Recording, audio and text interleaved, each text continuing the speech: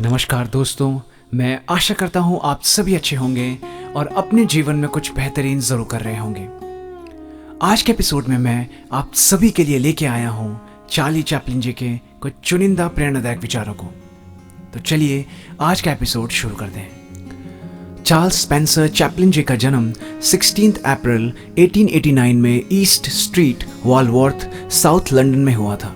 वह एक प्रसिद्ध अंग्रेजी हास्य अभिनेता, फिल्म निर्माता और संगीतकार थे, जिन्होंने साइलेंट फिल्म एरा में बहुत अधिक प्रसिद्धि प्राप्त की।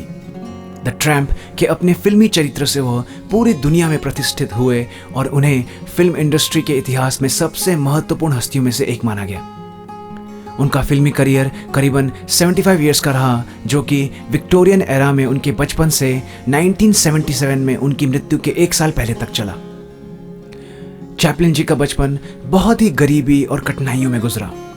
शुरू से ही वह अपनी माँ के साथ रहे, जिनकी आर्थिक स्थिति बहुत ही खराब थी, जिसके कारण 7 साल की उम्र में उन्हें लैम्बेथ वर्क हाउस में जाकर रहना पड़ा और उनका अधिकतम बचपन इस तरह के वर्क हाउसेस में ही बीता।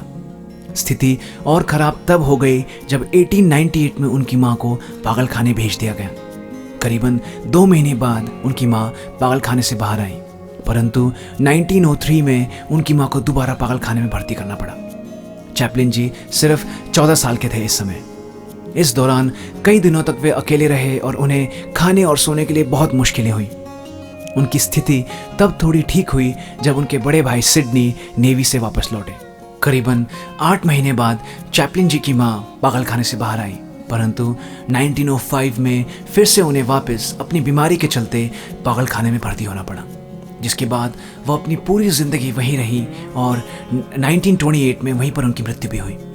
अपने माँ की बीमारी और गरीबी के चलते चैपलिन जी ने बचपन से ही छोटे छोटे नाटक और डांसिंग ग्रुप्स में परफॉर्म करना शुरू कर दिया था और धीरे धीरे उनकी रुचि भी एक्टिंग में बढ़ने लगी और उन्हें अपना पहला महत्वपूर्ण रोल पेज बॉय के रूप में चार्ल्स फ्रोमेंस प्रोड्यूस शेरलॉक होम्स में मिला।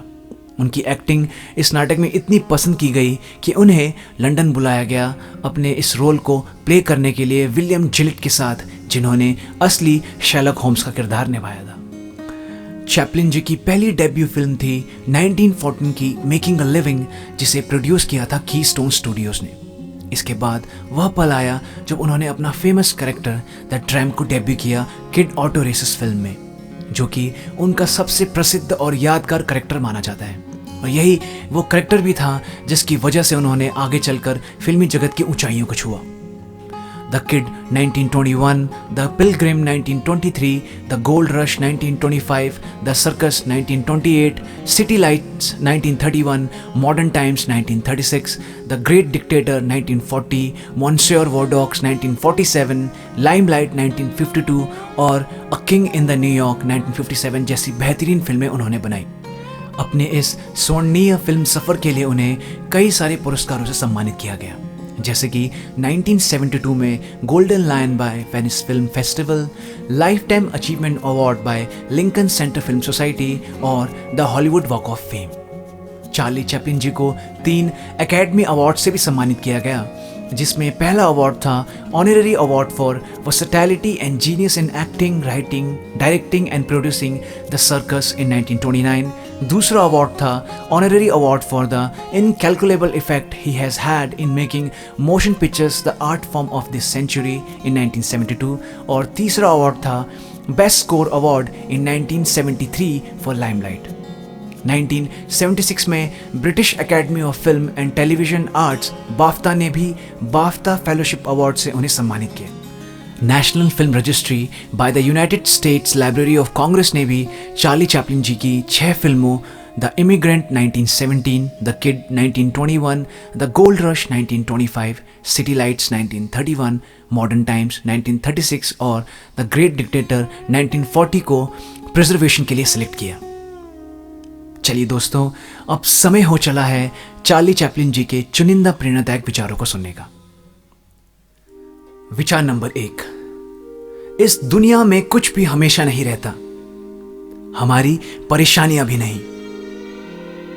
विचार नंबर 2, हमेशा असंभव को पाने की कोशिश करें, क्योंकि पूरे इतिहास में जितनी भी महान उपलब्धियां हैं वह एक समय पर असंभव लगती थी।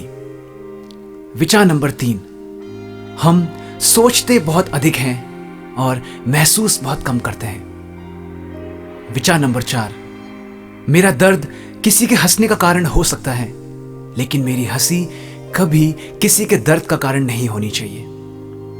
विचार नंबर 5, जीवन एक ऐसा नाटक है जिसमें आपको रिहर्सल का मौका नहीं मिलता, इसलिए गाइए, रोइए, हंसिए, नाचिए, पूरी शिद्दत से इसे जीने की कोशिश कीजिए, इससे पहले कि पर्दे बंद हो जाएं और आपका नाटक खत्म हो जाए और तालियां भी न बजे।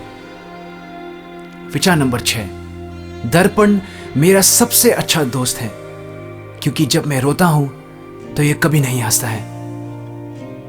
विचार नंबर 7, हंसी एक दवा, एक राहत, एक रोक है दर्द का। विचार नंबर 8, एक व्यक्ति का असली चरित्र तब सामने आता है जब वह नशे में होता है। विचार नंबर 9, यह एक निर्दयी दुनिया है और इससे निपटने के लिए आपको भी निर्दयी होना पड़ेगा। विचार नंबर 10, निराशा एक नशा है, यह मन को उदासीनता में ढकेल देता है। विचार नंबर 11, सादगी हासिल करना एक मुश्किल काम है। विचार नंबर 12, जीवन अद्भुत है अगर आप इससे डरते नहीं, इसके लिए केवल आपको साहस और कल्पना की जरूरत है। विचार नंबर 13, मेरे सबसे खुशी के दिन वो हैं जिनमें मैं अच्छा काम करता हूं। विचार नंबर 14, खुशी की खोज केवल अपने भीतर और दूसरों के हित से हो सकती है। विचार नंबर 15, किसी न किसी रूप में सभी बच्चों में प्रतिभा होती है, बस उसे खोजकर बाहर निकालने की जरूरत है। विचार नंबर 16, आपको ताकत की जरूरत तभी होती है जब आप कुछ हानिकारक करना चाहते हैं, अन्यथा प्यार सब कुछ पाने के लिए एक पर्याप्त साधन है। विचार नंबर 17, चतुराई से अधिक हमें दयालुता और विनम्रता की जरूरत है। विचार नंबर 18, बिना हंसी के दिन बर्बाद है। विचार नंबर 19, मेरा विश्वास है कि हंसी और आंसू की ताकत एक औषधि का काम करती है घृणा और आतंक के खिलाफ। विचार नंबर 20, मुझे अपने जीवन में कई समस्याएं हैं, लेकिन मेरे होंठों को इनके बारे में पता नहीं है, क्योंकि वे सिर्फ मुस्कुराते रहते हैं। विचार नंबर 21, आपको खुद पर विश्वास करना होगा, यही सफलता का रहस्य है। जब मैं अनाथालय में था, जब मैं सड़क पर घूम रहा था, खाने के लिए पर्याप्त खाना खोजने की कोशिश कर रहा था, तब भी मैंने खुद को दुनिया का सबसे महान अभिनेता मान लिया था।